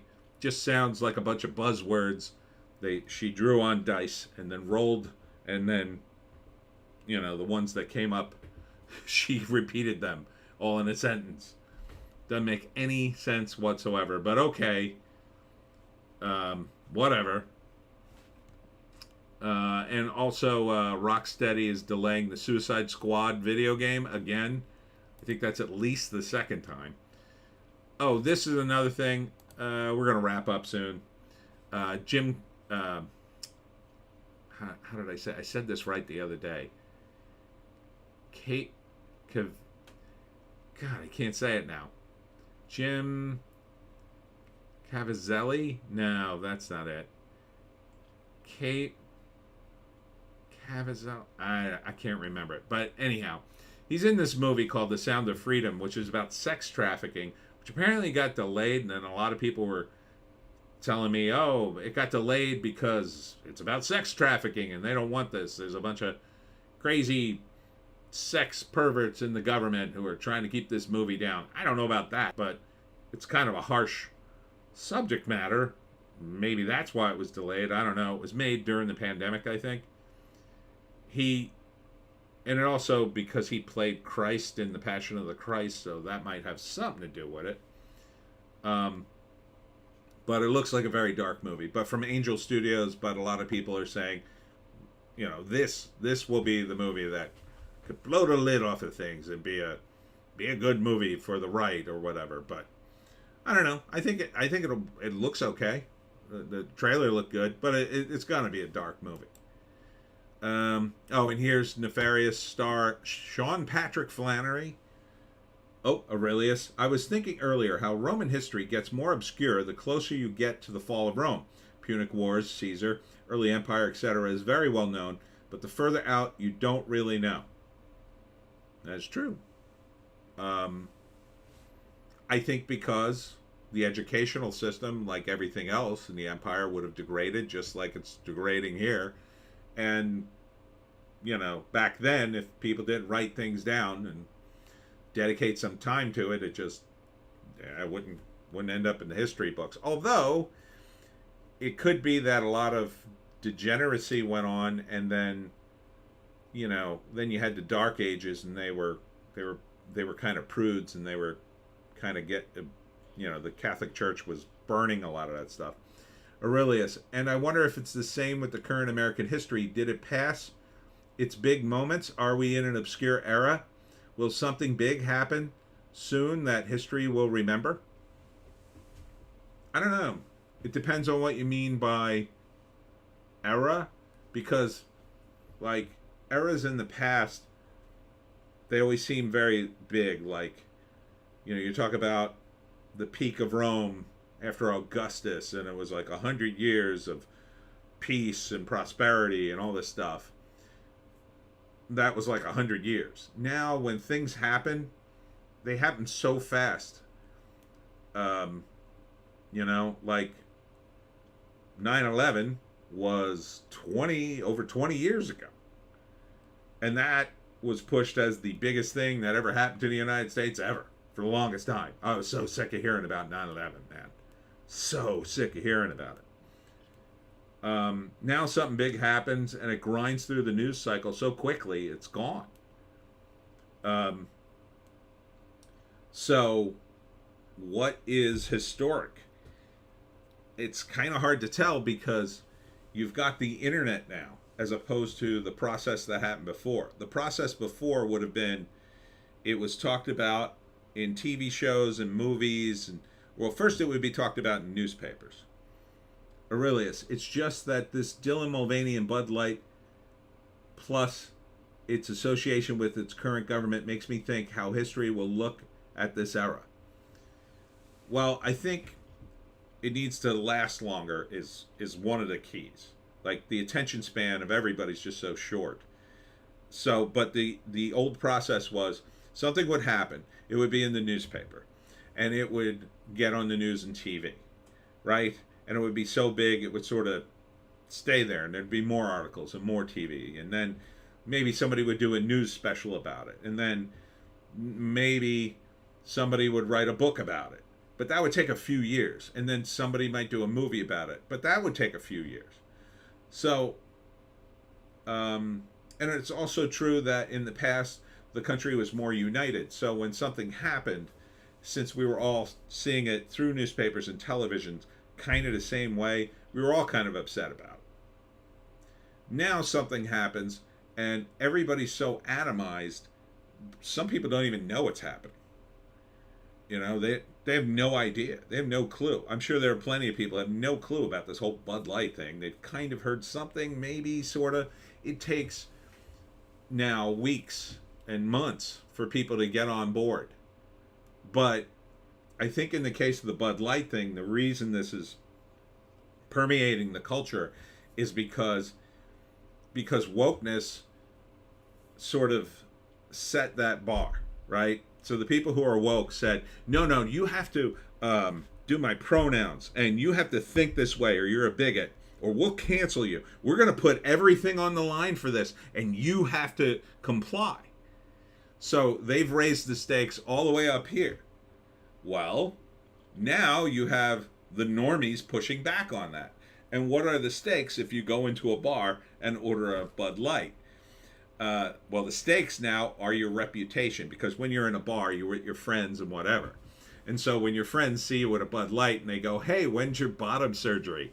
Hey, I didn't know you drank trans beer, or making these jokes that are all over on the internet. Now the stakes are your reputation going the other way. Whereas before you were intimidated, hey, you're not going to wear your pride button, or whatever the hell they would say to you. Now it's the opposite. See, it's the culture shifting. And now people are it's going to be cool to be anti-woke, because people, they just forget after a while, like, they just get sick of stuff. It was cool to be woke, and now the normies are all going to go the other way. They're all going to start doing trans jokes, because they're going to see guys in the bar doing those jokes. And they're funny. Nikki D, it looks more like amber ale in your Humungenstein. Oh no, this is iced tea. It's iced tea all day for me. I'm like Sticks and Hammer, only I just drink iced tea constantly. In fact, I would love to get up and get another stein of this, but I won't, because we're going to wrap up soon. But so I was actually going to talk about this, and this will be my final thing. I don't want to, the headline. I don't have really any more headlines. So here was my stand-up bit. I'm not going to do it as a bit, but the process was something like this. There is a cycle of cool, and that I called it. Right. So when Italians came to this country, they were considered dangerous and weird, and this would have been in the 20s and before, and a little bit after. And the peak of that was when Italians were thrown into internment camps with the Japanese Americans during World War II. That was sort of the peak of danger, and we were dangerous, like oh, should we trust Italian Americans? And people were putting up, don't hire Italians in their markets and whatnot. Then we went through the next phase, which was kind of like dangerous, forbidden, like forbidden fruit. So we were kind of dangerous, but to people in the know, people were checking us out, because it was like, ooh, I heard you people are dangerous. Let's go to one of your restaurants, or one of your, I don't know, jazz clubs, or whatever the hell we were doing as Italians then. Nikki D, sweetened or unsweetened? Unsweetened always.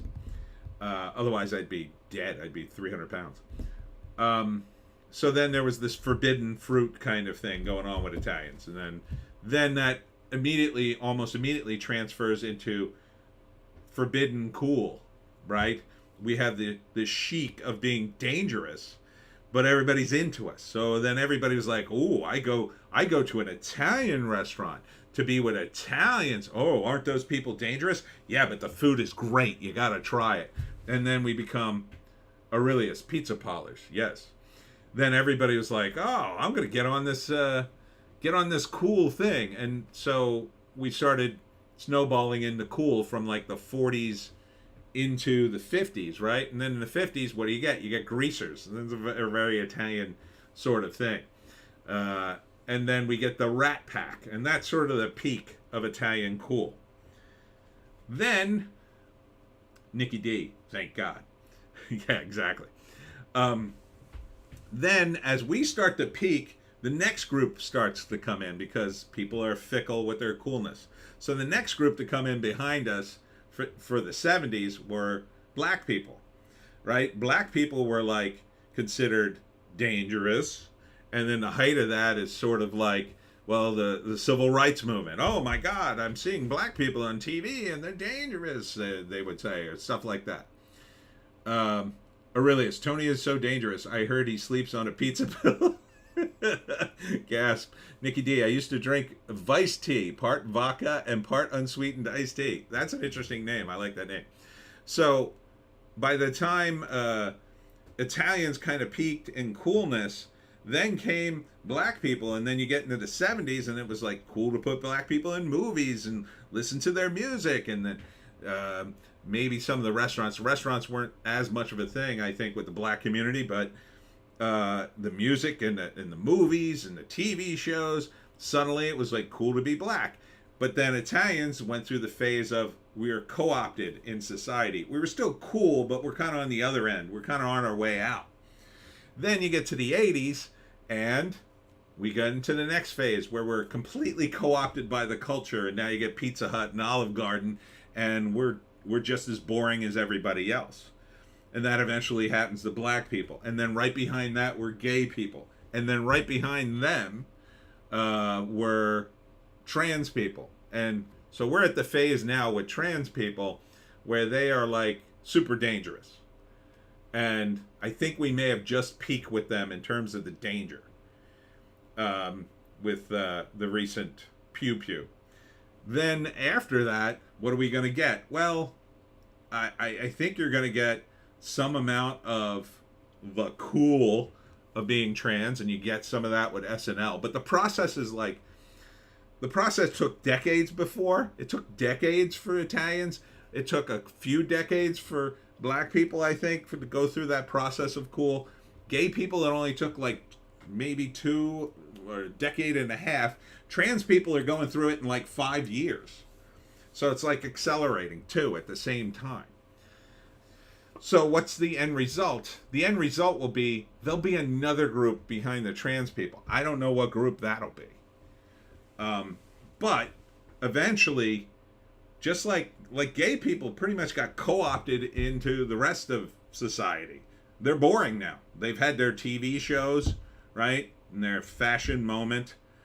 South Park did an episode of metrosexuals, and then they weren't the cool guys on the block anymore. Now it's trans people. They're second banana. They get criticized. Some of the, especially the male gay guys, get criticized for being in charge of the LGBTQ movement and not being inclusive enough. Aurelius, androids. I'm not sure what you're referring to.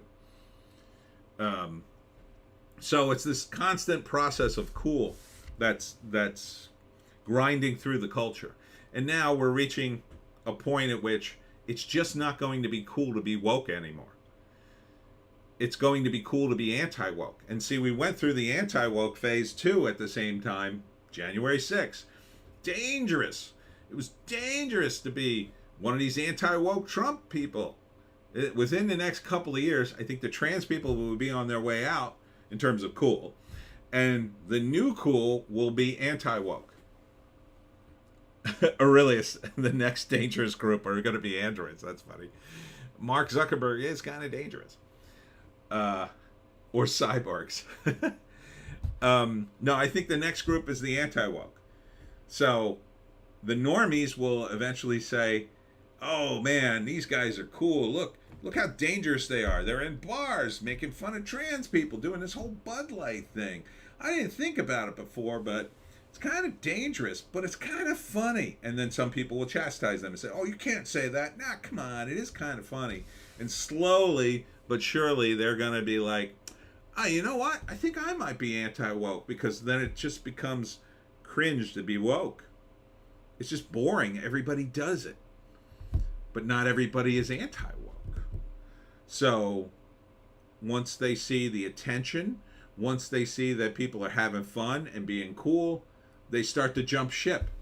And literally overnight, your Instagram and TikTok and whatever, all your social media will start being flooded with trad wives, people going to church. It's already started. Right-wing Hollywood, Nikki D, Marilyn Manson, anti-woke superstar. There you go.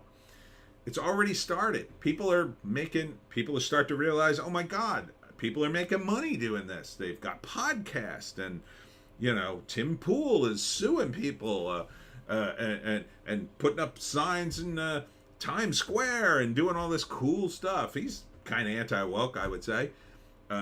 Jeremy at the Quartering, he's got a whole business. Guy's got a coffee company and everything.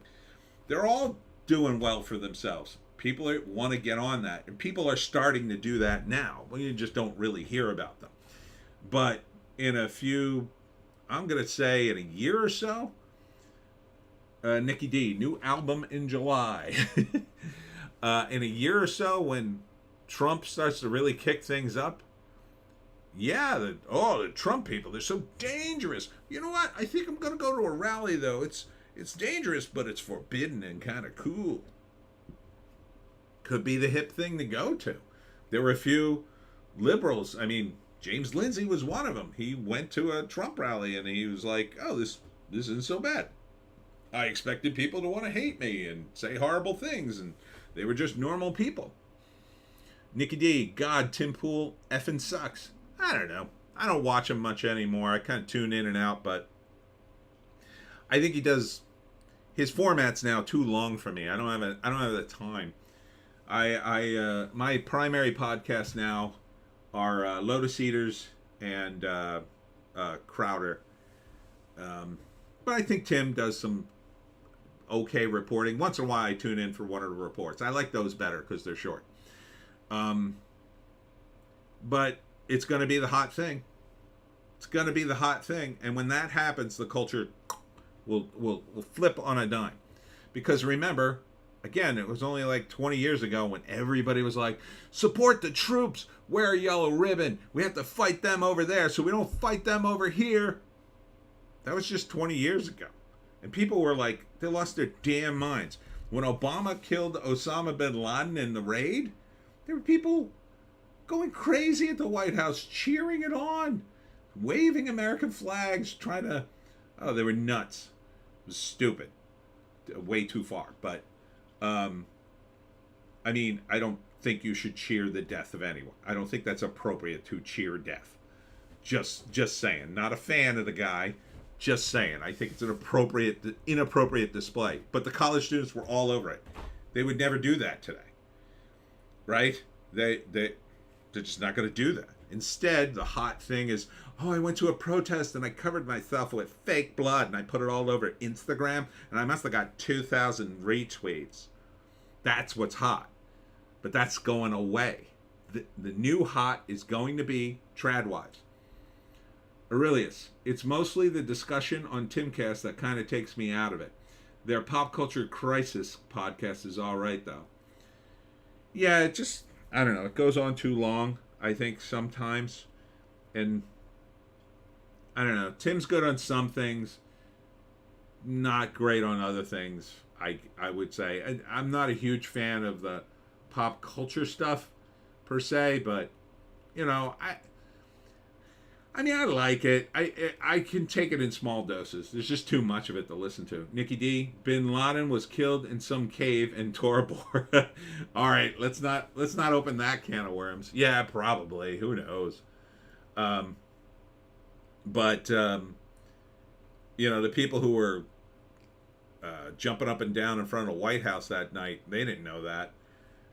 They're sheep, right? They just, Meh, that's the cool thing. Let me do that. I mean, right now the cool thing is to protest. When that ceases to become cool, and there was a time, and I'm old enough to remember just a little bit of it, just the tail end of it, it was cool to protest. It was cool to go to a protest.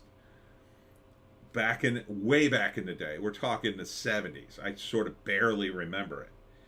And even in college in the early 80s, I went to go see Kurt Vonnegut, and Kurt Vonnegut chastised the student body at my college for not having a protest. He said, I've been all over the country doing talks, and this is the first college I ever went to that didn't have a protest about South Africa.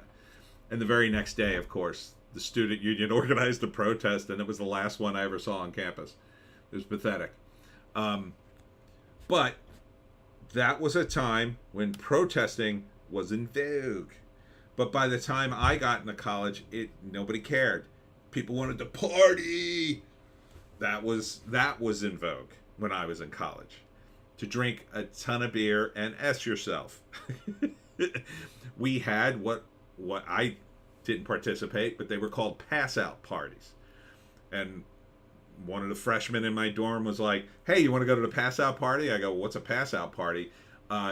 We drink and then we see who's the last person to pass out. And that was a thing on my campus. And I'm sure many other campuses as well. So like you saw the culture change. Now it took a few years back then. We're talking like 69 was kind of the peak of all that, and then after we were out of Vietnam, it started to fade away, and everybody just wanted to forget about the Vietnam War and party.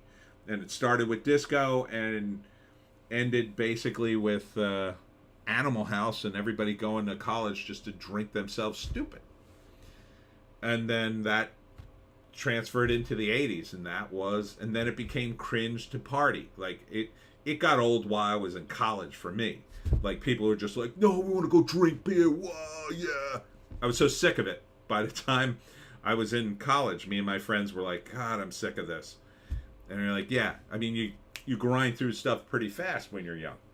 But the masses were still into it long into the 80s. It wasn't until the 90s it finally started to fade.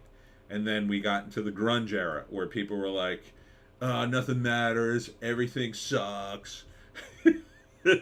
And then that took it for a while, and then I forget what was in between that. But then at some point we had 9/11, and then it was all about 9/11 stuff. So right now we're in woke town, population everybody, but people are sick. They're sick of this, and they're looking for an excuse to say, I've given all that up. They're looking for an excuse. But right now, a lot of them can't find their way out, so they're stuck. And they want to go, F all this. I want to have some fun. The Bud Light thing is that avenue out. Because they could say, well, I'm not anti-trans. I'm not being transphobic to make fun of a stupid beer commercial, am I? Like, it's just enough of an opening that they could go, I think I could go over into the other camp for a little while and have some fun. Even if they're only in there temporarily, the damage has been done. Because then when they go back to being woke, it's like, I was having fun making fun of Dylan Mulvaney, and now I'm back over here, and I got to go to a pride parade or whatever the hell you do if you're woke. I have to pretend like I like all this stuff. So this is why I think it's important that the Bud Light thing continue.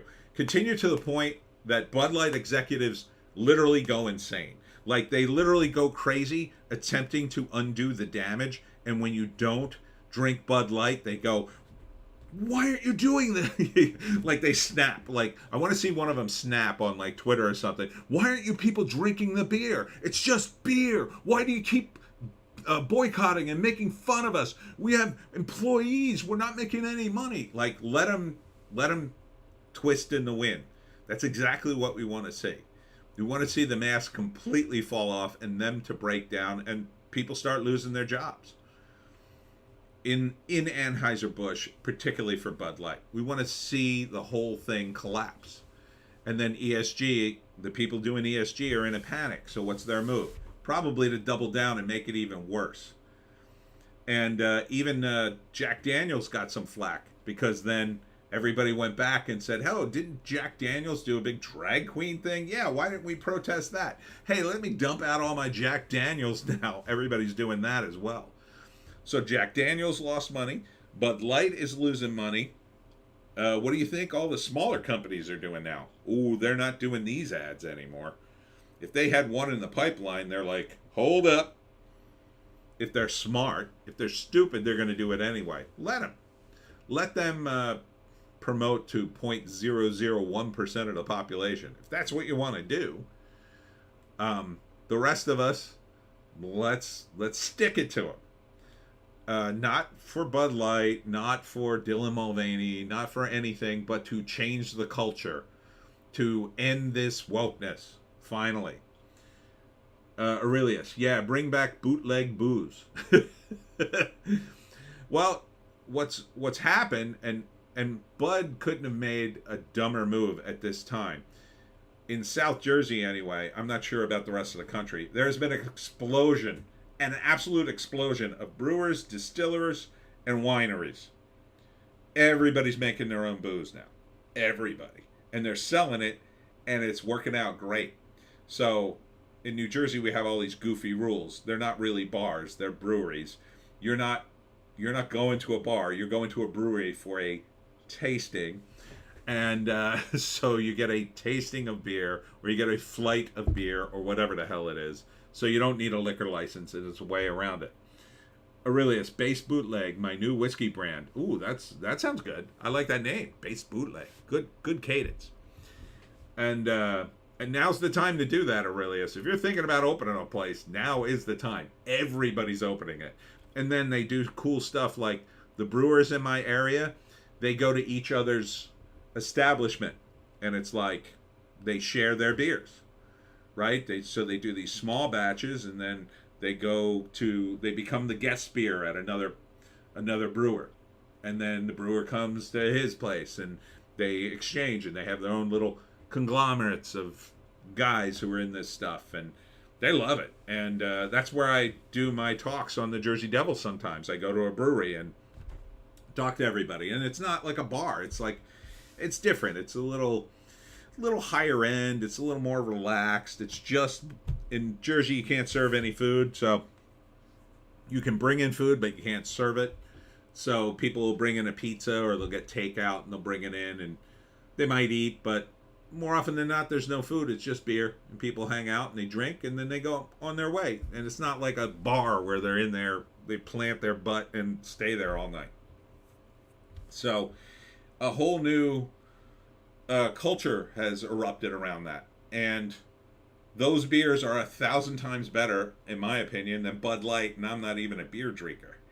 They're all, they've got a lot of hoppiness to them. I mean, what's better than homemade? Nothing.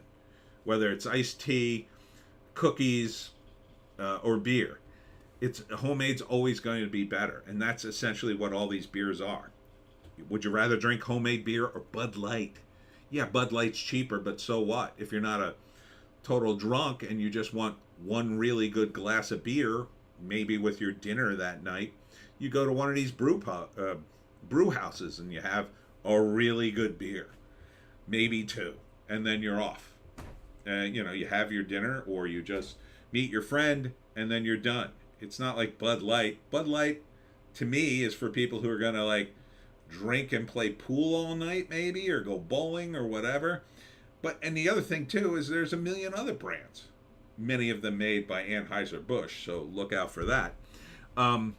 So this boycott could finally lead to something, especially if Bud Light finally breaks and says, you know what, it was a mistake to do this. We should have never have done this. We should have never hired Dylan Mulvaney, and we're never going to hire someone like that again. Because Dylan Mulvaney, not for nothing, I don't think is a good representation of trans people. I think she's a total weirdo. I think she looks weird. I don't think she's normal at all. I don't even think she's trans. I think she's just doing it for money. I think she's trans for pay. Aurelius, Bud Light. Ha! Oh, wait. There was something before that. Never drank Bud Light, but it sounds like a beer for kids with fake IDs that don't know what to buy. That's exactly what it is. Spot on. I mean, I may have had one back in college, possibly. I don't know. Again, I don't really drink beer. I think our go-to beer at the time at college was Lone Star beer. Whatever's cheapest. That's what kids drink. With the cheapest beer known to college students. And Bud Light's pretty cheap, and that's a reason to drink it if you need to get loaded and you want to do it slowly. But Aurelius can't even spell it right. Don't worry, it's fine. So anyhow, again, I was wrapping up. So this is good to wrap on.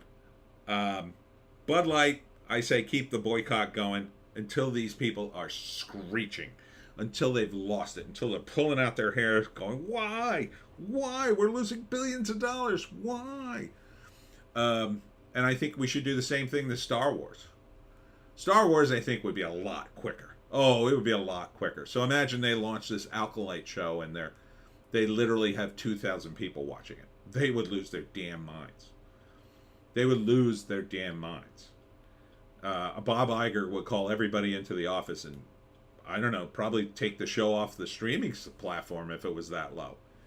What choice would you have? Something that embarrassing if like 2,000 people watch the show? Like you need, I don't know, 300,000 people or more to watch a show, minimum. And even that is pathetic, but imagine it was only 2,000 people watched the show. I think they wouldn't even release the numbers. I think they would be in such a panic mode. Disney would say, if you release those numbers, we'll sue you. Or they'll buy a whole division of a company just to keep those numbers from ever seeing the light of day. And they would be in full-blown panic mode. And I think they would cancel the Alkalite immediately. Like, literally rip it off the air and create some sort of crazy excuse like, oh, we can't show any more episodes. It turns out there was some sort of legal problem with the rights or whatever, and they would literally pay people, I think, to lie about the show in order to keep it off the air, in order to hide those numbers. That's how bad it would be. And then they would have serious concerns, and they're already talking about canceling most of the shows, Star Wars related. So, and then hopefully Iger would go, either we got to sell Star Wars while it's still worth something, or we got to shelve it for 20 years and then maybe come back to it, do something else. But I don't think Iger has any substitute for Star Wars. So I think it would be a good thing to boycott. Aurelius, what they usually do is that they crank their media astroturfing machine and then the usual process of gaslighting fans, etc., like they did with Rings of Power. Yeah, but if it was low enough, I don't think they'd be able to do it, I mean, Rings of Power, the numbers were very low, but there was the first couple of episodes, they had okay numbers because everybody tuned in to see what it was about. Then it dropped off a cliff, and I mean, they're in real trouble for season 2 because they ain't going to start from where they were. They're going to start already in the basement and then go down from there, I think. So, but yeah. So, anyhow, on that note, keep boycotting Bud Light, I say, and boycott Star Wars until these people squeal. And that's it for me, Tony D. Any final thoughts before I close it down? Close down the stream for the week. What's next week look like? Next week, I do have an event on Sunday at 2 p.m. So I may have to push back to 9, but we'll see. If I start at 2, I should be home in time. I don't know. That's at a brewery, so those can sometimes go on or they end like really quick. Either I do incredible and I'm there for hours, or I do okay and then I'm out in like 2 hours. But we'll see. All right. Thanks for tuning in. Special thanks to Nikki D for buying Joan some treats. That was very generous of you, Nikki. I appreciate that. And what else is coming up this week? Well, I'll be doing libraries. I think it's all libraries, isn't it? No, libraries, a book fest, and a brewery this week.